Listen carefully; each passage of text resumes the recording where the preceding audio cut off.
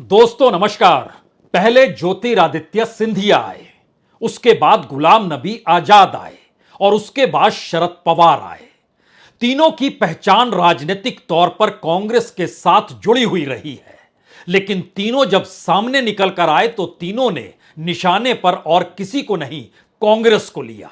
कांग्रेस के नेता राहुल गांधी को लिया और समूची राजनीति या समूची रणनीति जो 2024 को लेकर बिछ रही है, उसे कहीं ना कहीं तोड़ने और बिखराने की दिशा में तीनों ने बड़ी पहल कर दी।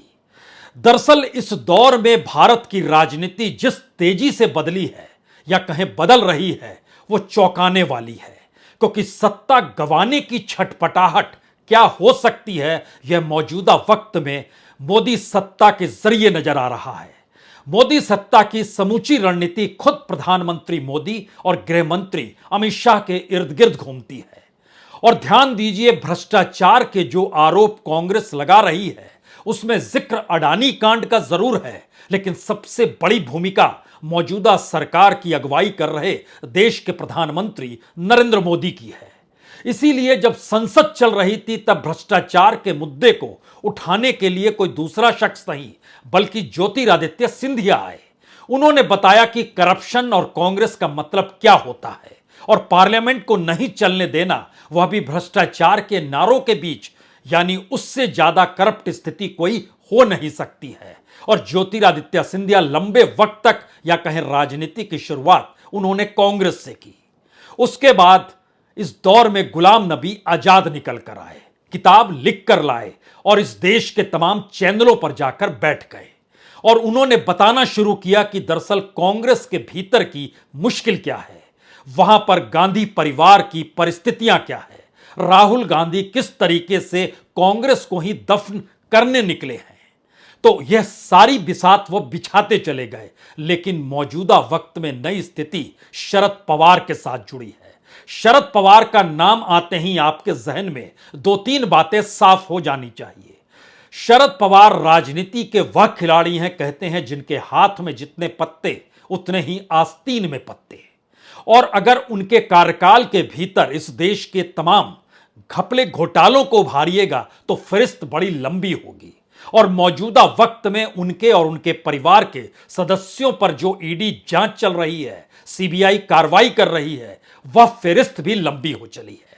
तो ऐसे में इस देश के भीतर में सबसे बड़े कॉरपोरेट की पहचान पाए अडानी ग्रुप के न्यूज चैनल पर आकर उन्होंने जो इंटरव्यू दिया और इंटरव्यू लेने वाले के जो सवाल हैं, इन दोनों को पहले आज गौर कर लीजिए। यह इसलिए गौर करने की जरूरत है क्योंकि किस तरीके से मीडिया का रोल क्या होता है और इस देश में राजनीतिक बिसात में बीजेपी के पास कोई अपना ऐसा कद्दावर नेता नहीं जो बीजेपी या प्रधानमंत्री मोदी को डिफेंड करने के लिए सामने आए तो जनता कहे वाह, सही कह रहे हैं। तो ऐसे में पुराने कांग्रेसियों को ही ढाल बनाया गया है और इस ढाल बनाने के दौर में जो इंटरव्यू चला और इंटरव्यू लिया गया, उसमें इंटरव्यू लेने वाला शख्स पेरोल पर अडानी ग्रुप के साथ है और उसने जो इंटरव्यू लिया उसका मजमून अगर तीन चार शब्दों में पहले समझ लें तो यही कहा गया, तो मैंने कोई अपराध तो नहीं किया, तो कांग्रेस बेकार ही इन मुद्दों को उठा रही है, तो सुप्रीम कोर्ट है ना, तो जेपीसी की क्या जरूरत है, तो मैं बेदाग साबित हुआ। इस अंदाज में लिए गए इंटरव्यू के भीतर का सच शरद पवार के साथ इसलिए जोड़ने की जरूरत है क्योंकि शरद पवार खुद कटघरे में है और शरद पवार जिस तरीके से जेपीसी का विरोध करते हुए सामने आए और उन्होंने जिस तरीके से पार्लियामेंट को लोकतंत्र के दायरे में लाकर खड़ा किया और कहा कि पार्लियामेंट का मतलब तो डिस्कशन और डायलॉग होता है, ये वही शरद पवार हैं जिन्होंने 2 हफ्ते पहले इस देश के प्रधानमंत्री को, 2 भी नहीं लगभग 1 हफ्ते पहले, जो देश के प्रधानमंत्री को 9 नेताओं ने हस्ताक्षर के साथ यह कहकर पत्र लिखा था कि इस देश में अब डेमोक्रेसी नहीं ऑटोक्रेसी है, यानी लोकतंत्र नहीं तानाशाही है। उसके बाद इस इंटरव्यू में वह संसद के भीतर डिस्कशन और डायलॉग, लोकतंत्र का राग गाते हुए कहना चाहते थे। लेकिन बहरहाल मुश्किल सवाल सबसे बड़ा यही हो चला है, क्या मौजूदा राजनीतिक सत्ता की छटपटाहट 2024 को लेकर इतनी बड़ी हो चली है कि जो अडानी कांड का मुद्दा था वो जनता में नीचे तक जा चुका है। और इसीलिए प्रधानमंत्री ने तय किया कि अब उस देश को घूमेंगे, रैलियां करेंगे, दक्षिण के हिस्से में जाएंगे जहां उनको जीत नहीं मिलती है, वो आंध्र प्रदेश हो, वो तमिलनाडु हो, वो कर्नाटक हो, वो केरल हो। इस दिशा में उनकी यात्रा शुरू हो गई। और दूसरी तरफ बीजेपी नहीं बल्कि पुराने कांग्रेसियों को ही अपना ढाल बनाकर, कांग्रेस को ही टारगेट पर लेते हुए करप्शन के मुद्दे को ही 2024 का हिस्सा कुछ इस तरीके से बना दिया जाए जिसमें भ्रष्टाचार मुद्दा रहे, लेकिन सत्ता का भ्रष्टाचार नहीं बल्कि विपक्ष जब सत्ता में थी उस वक्त के गठजोड़ों को बताने की परिस्थिति में लाकर खड़ा किया जाए। तो शरद पवार की अपनी स्थिति क्या है और इस इंटरव्यू के मजमून के जरिए जरा समझने की बहुत जरूरत है। शरद पवार का कहना है, हमने बयान देने वाले का नाम नहीं सुना। वो जिक्र कर रहे हैं हिडेनबर्ग रिसर्च का, बैकग्राउंड नहीं देखा क्या है। ऐसे मुद्दे जब उठते हैं तो देश में हंगामा खड़ा होता है, इसकी कीमत चुकानी पड़ती है, अर्थव्यवस्था पर कैसा असर पड़ता है, हम ऐसी चीजों को नजरअंदाज नहीं कर सकते। और ऐसा लगता है कि यह टारगेटेड था।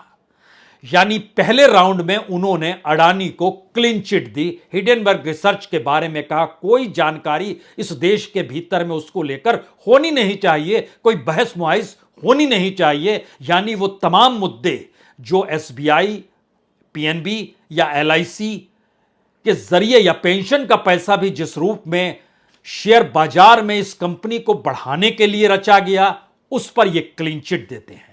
दूसरी परिस्थिति आती है कि अपने तौर पर जो लगातार आरोप लगे कि इस देश की संपत्ति को कैसे ट्रांसफर किया गया, उसको यह मान रहे हैं कि दरअसल यह अडानी की उपलब्धि है। हमें लगता है उसके बाद का सवाल और बड़ा महत्वपूर्ण है जिसमें जिक्र करते हैं जेपीसी क्यों नहीं होना चाहिए। कहते हैं कि जेपीसी में, ये शरद पवार कह रहे हैं, जेपीसी में सत्ता पक्ष के सदस्य बहुमत में होंगे। सच्चाई कैसे सामने आएगी? अगर सुप्रीम कोर्ट मामले की जांच करता है तो सच सामने आने की भी ज्यादा संभावना है। और एक बार जब सुप्रीम कोर्ट ने जांच समिति की घोषणा कर दी तो जेपीसी की जरूरत क्या है?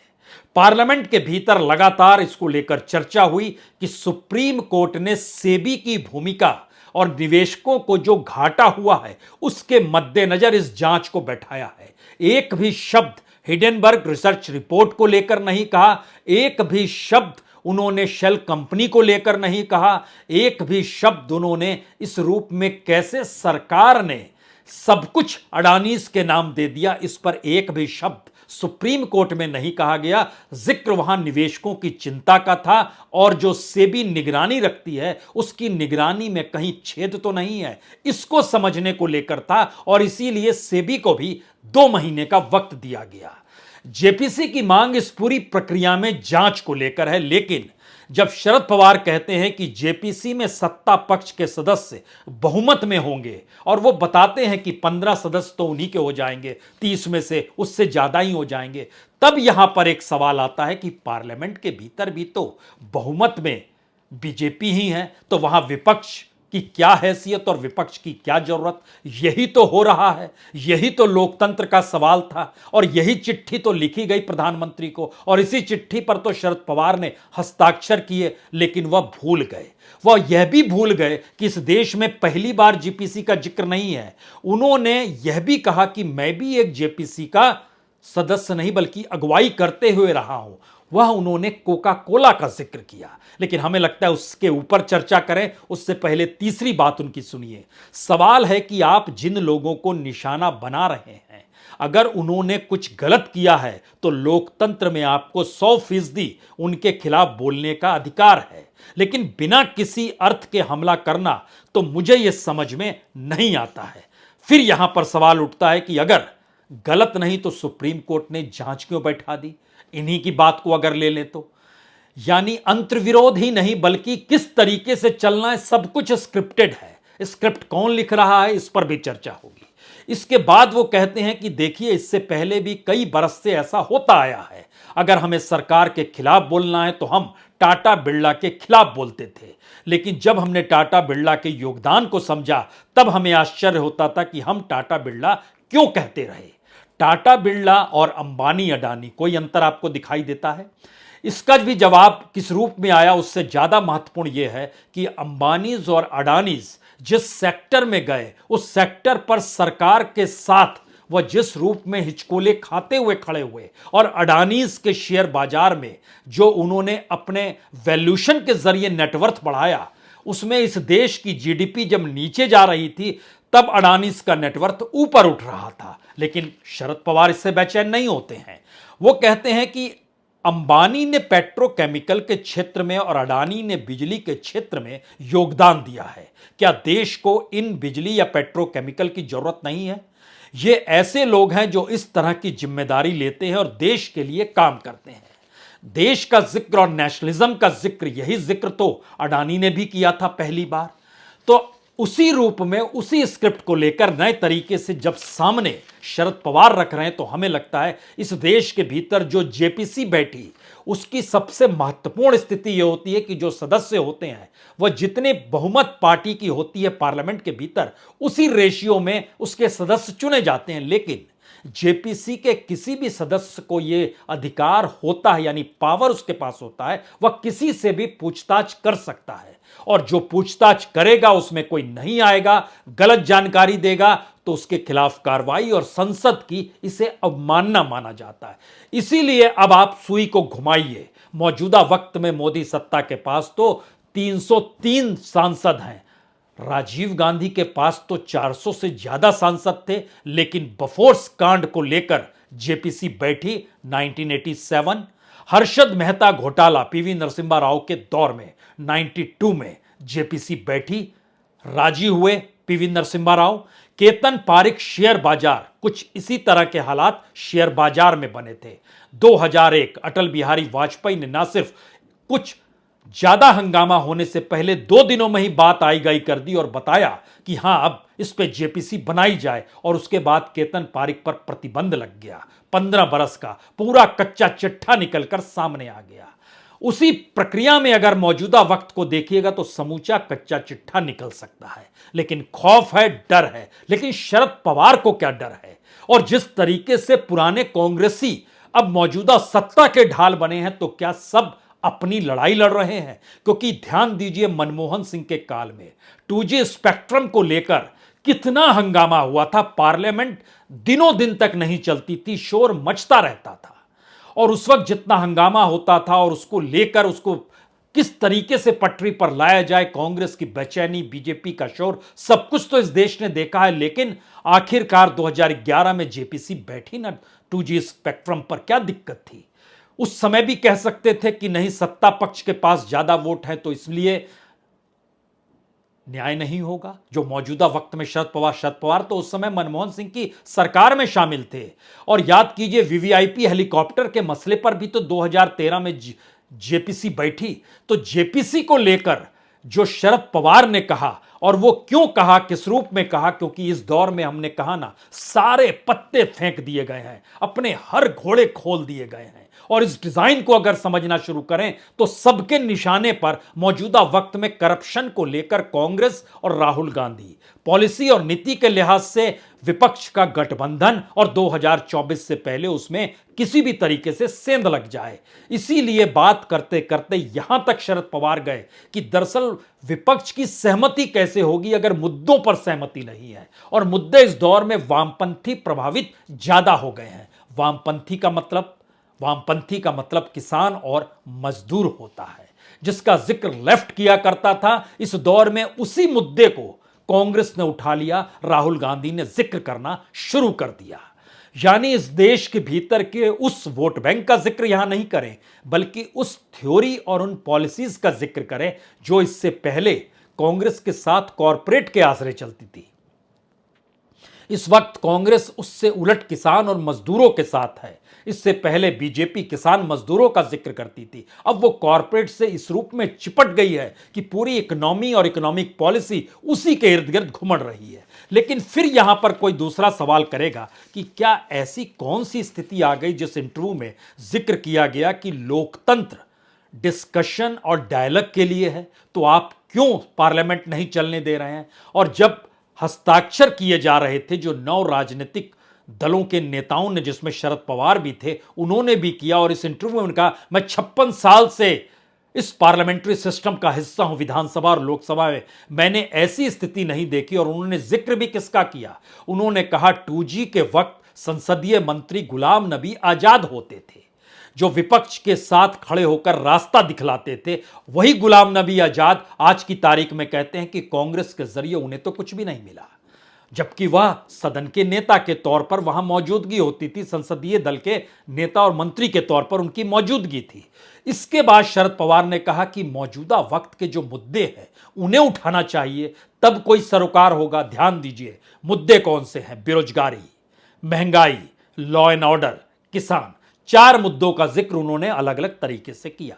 महंगाई की वजह इस देश की इकोनॉमिक पॉलिसी, बेरोजगारी की वजह इस देश के भीतर की economic policy, law and order का सिचुएशन इस देश के भीतर में वोटरों के ध्रुवीकरण को लेकर जो कॉम्बिनेशन सांप्रदायिक हिंसा के जरिए नजर आता है या उसका जो खेल खेला जाता है वह, और किसानों का संकट, वही रिफॉर्म, वही 3 बिल जो पार्लियामेंट के भीतर आए और जहां डेमोक्रेसी होती और बहस होती तो ये 3 बिल नहीं आ सकते थे। लेकिन राज्यसभा में शोर शराबे के बीच कैसे इन बिलों को पास किया गया, यह भी हर किसी ने देखा। तो सब कुछ आंखों के सामने है।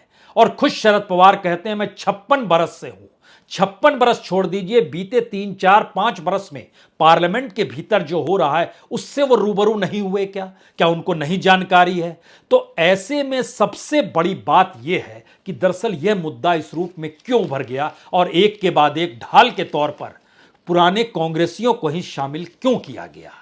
और पुराने कांग्रेसी जब निकल कर आए तो क्या वो अपनी लड़ाई लड़ रहे हैं? ज्योतिरादित्य सिंधिया चुनाव हार गए, चुनाव जीत नहीं पाए, उसके बाद वो बीजेपी में गए, राज्यसभा में आए, मंत्री बन गए। गुलाम नबी आजाद, उनको राज्यसभा में दोबारा नहीं भेजा गया, उन्होंने पार्टी छोड़ी, नई पार्टी बनाई। अपनी छोड़ी हुई पार्टियों में कुछ कांग्रेसी गए जो वापस लौट आए, वो अकेले पड़ गए। अब जम्मू कश्मीर के चुनाव में वह लग रहा है कि मौजूदा बीजेपी उन्हें अपना फेस बना लेगी, तो इसके लिए एक रचना की जा रही है। और जहां तक शरद पवार का सवाल है, अब यहां पर देखिए, जब मनीष सिसोदिया को अरेस्ट किया गया तो 9 लोगों ने जिन्होंने हस्ताक्षर किए, उसमें पहला हस्ताक्षर शरद पवार का, उद्धव ठाकरे का, दूसरा फिर ममता बनर्जी का, फिर केजरीवाल का, फिर भगवंत मान का, फिर तेजस्वी यादव का, फिर अखिलेश यादव का, फिर चंद्रशेखर राव का, फिर फारूक अब्दुल्ला का। इन लोगों ने हस्ताक्षर किए। कांग्रेसियों से बातचीत नहीं की गई, लेफ्ट से बातचीत नहीं की गई। यानी एक साथ कई रास्ते, जितने हाथ में पत्ते उतने आस्तीन में पत्ते। और जब ईडी को लेकर सुप्रीम कोर्ट का दरवाजा खटखटाया गया तो उसमें भी 14 दलों में एनसीपी भी शरीक। अब यहां पर कोई भी सवाल पूछेगा कि दरअसल ईडी के दायरे में क्या शरद पवार आ चुके हैं, इसीलिए यह खेल है? और अगर ध्यान दीजिए तो 2019 24 सितंबर मनी लॉन्ड्रिंग केस के तहत एक लिहाज से समूचे परिवार की ही घेराबंदी ईडी ने की थी। शरद पवार उसमें थे, उसमें उनके भतीजे अजीत पवार थे, उनके पोते जो उनके भाई अप्पा साहेब थे, उनके बेटे जो राजेंद्र पवार हैं, उनके बेटे रोहित पवार जो ग्रीन एकर के नाम से कंपनी चलाते हैं, green acre resort and retailers private limited, उसके डायरेक्टर वो रहे थे, वह भी दायरे में आ गए। इस पूरी प्रक्रिया के भीतर में यहां तक कि शरद पवार के दामाद भी आ गए दायरे के भीतर में, क्योंकि महाराष्ट्र स्टेट कोऑपरेटिव में जो अनियमितता थी उसको नाबार्ड ने वो फाइल तैयार की थी और बताया था कि शुगर कोऑपरेटिव की जो कीमत है उसको कम कीमत में, रिवर्स प्राइस के तहत कम कीमत में कैसे अपने लोगों को दे रहे हैं। और इस दायरे में पिछले दिनों जनवरी के महीने में एनसीपी के ही एलएमए जो शरद पवार के बेहद करीब हैं, हसन मुशारिफ साहब, वह भी आ गए और इन्होंने अप्पा साहेब नालवेड़ा शुगर मिल जो कोल्हापुर की है वहां पर जो कांगल का विधानसभा है वहां के एमएलए हैं, एनसीपी के वाइस प्रेसिडेंट हैं, 100 करोड़ रुपए के भ्रष्टाचार का आरोप ईडी ने लगाया। ईडी ने इनकी भी घेराबंदी की और इसके अलावे यह भी कहा कि जो मनी लॉन्ड्रिंग है वह भी एक दूसरे एंथम मिल करके है, उसमें 127 करोड़ की गड़बड़ी हुई है, वह भी उस दायरे में आकर खड़े हो गए।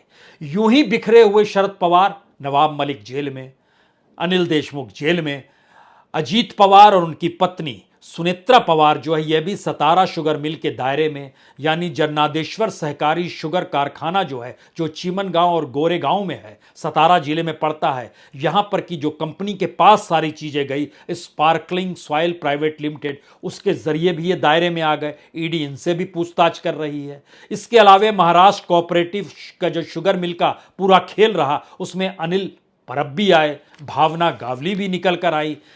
ये सारी परिस्थितियां बतलाती हैं कि मौजूदा वक्त में कैसे चीजें फंसी हुई हैं। लेकिन जब जिक्र इस देश में करप्शन का होगा तो शरद पवार, हमें लगता है जब वो मंत्री थे उस दौर के पन्नों को इसलिए खोलिए क्योंकि भारत की राजनीति के भीतर जो सबसे ताकतवर पॉलिटिशियंस होते हैं वह दरअसल इस देश में स्कैम के पहाड़ पर बैठे हुए होते हैं। क्योंकि ये सारे जो नाम अब बोलने जा रहे हैं, पार्लियामेंट के भीतर बीजेपी ने ही इन मुद्दों को उठाया। उस वक्त सुषमा स्वराज और अरुण जेटली, संयोग से दोनों नहीं हैं, लेकिन पार्लियामेंट की फाइलों में यह दस्तावेज आज भी मौजूद है। लाल कृष्ण आडवाणी ने भी मुद्दा उठाया, मुरली मनोहर जोशी ने भी मुद्दा उठाया।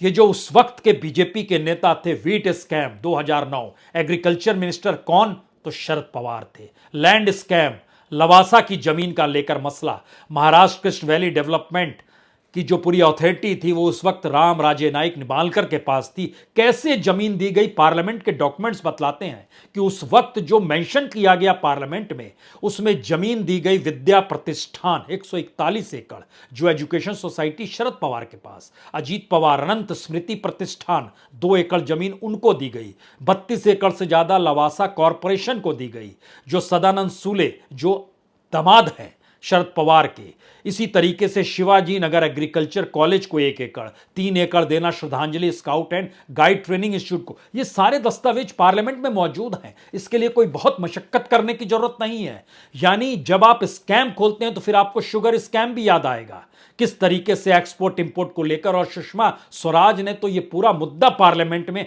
कई दिनों तक उठाया। ओनियन स्कैम उसी दौर में हुआ। यानी किस तरीके से भारत की राजनीति के भीतर, और संयोग देखिए भारत की राजनीति में पॉलिटिशियंस के बीच में शरद पवार को साहिब कहा जाता है, और मौजूदा वक्त में देश के प्रधानमंत्री की पहचान भी साहिब के तौर पर गुजरात के नेताओं से पूछिए तो वह खुले तौर पर करते हैं।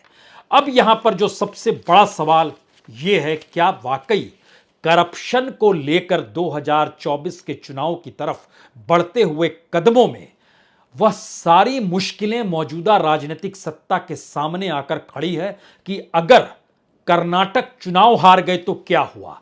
असल सांस वहीं फूली हुई है कि उसके बाद तो यह माना जाएगा कि मौजूदा वक्त में कांग्रेस जिन मुद्दों को उठा रही है या जो पदयात्रा हुई वह सफल हो गई। और दूसरी परिस्थिति है कि अगर बीजेपी चुनाव जीत गई तो ये सारे मुद्दे धरे के धरे रह जाएंगे। और जो एनालिसिस ज्योतिरादित्य सिंधिया का हो सकता है, गुलाम नबी आजाद का, या फिर शरद पवार का रह रहा हो, वो ये मानकर चल रहे हैं कि दरअसल मोदी सत्ता को हरा पाना नामुमकिन है। तो ऐसे में अपनी लड़ाई विपक्ष के साथ खड़े होकर लड़ने में ऊर्जा क्यों व्यर्थ की जाए? क्यों नहीं सत्ता के साथ खड़े होकर पुरानी फाइलों को खोलकर कांग्रेस को ही कटघरे में खड़ा कर दिया जाए? यह अलग मसला है कि बीते 9 बरस से सत्ता में बीजेपी खड़ी है। क्या यही बात है?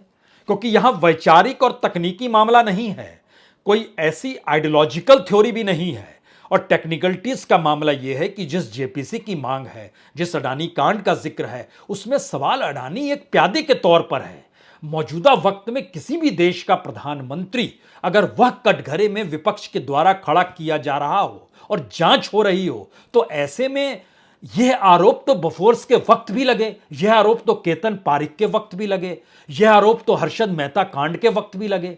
इन तमाम वक्त में, और जिसका जिक्र शरद पवार ने कहा मैं भी जेपीसी का, वह कोका कोला का मसला था, उसमें पेस्टिसाइड ज्यादा था, इसको लेकर जेपीसी बनी थी, उसकी वो अगुवाई कर रहे थे, लेकिन वो पॉलिटिकल नहीं था।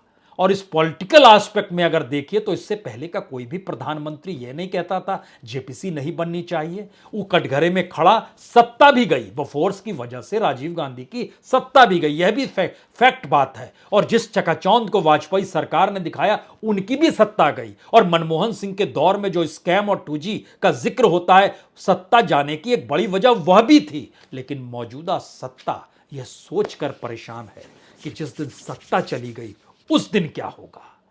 तो सत्ता ना जाने देने की परिस्थितियों को जो खड़ा किया गया है इस देश के भीतर में, अभी तो चंद प्यादे सामने आए, आने वाले वक्त में आपके सामने कुछ नई तस्वीर भी आएगी।